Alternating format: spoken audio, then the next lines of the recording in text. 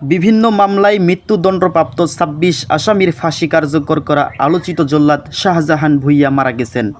ইন্না লিল্লাহি ওয়া ইন্না ইলাইহি রাজিউন। সোমবার ২৪শে জুন ঢাকার শহীদ সোহরাওয়ার্দী মেডিকেল কলেজ হাসপাতালে চিকিৎসাধীন অবস্থায় তার মৃত্যু হয়। ডিএমপির তেজগাঁও জোনের শেরেবাংলা নগর থানার উপপরিদর্শক এসআই মশিউর আজম তার মৃত্যুর বিষয়টি নিশ্চিত করেছেন। মশিউর আজম বলেন, সাভারের হেমায়েতপুরে যাদুরচর এলাকায় একটি ভাড়া বাসায় থাকতেন জল্লাদ শাহজাহান। রোববার রাতে ৩:৩০টার দিকে বুকে ব্যথা শুরু হলে তাকে ঢাকার শহীদ সোহরাওয়ার্দী মেডিকেল কলেজ হাসপাতালে নেওয়া হয়।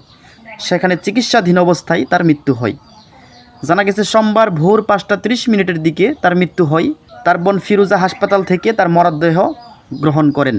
আইনগত কার্যক্রম শেষে শাহজাহানের মরদেহ নরসিংদী পলাশ উপজেলার ইসাখালী গ্রামে দাফন করা হবে।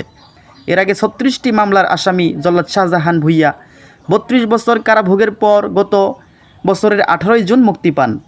সাজার মেয়াদ কমানোর বাসনায় সে একের পর এক মৃত্যুদণ্ড কার্যকর করা আসামিকে ফাঁসির কাস্টে ঝুলান।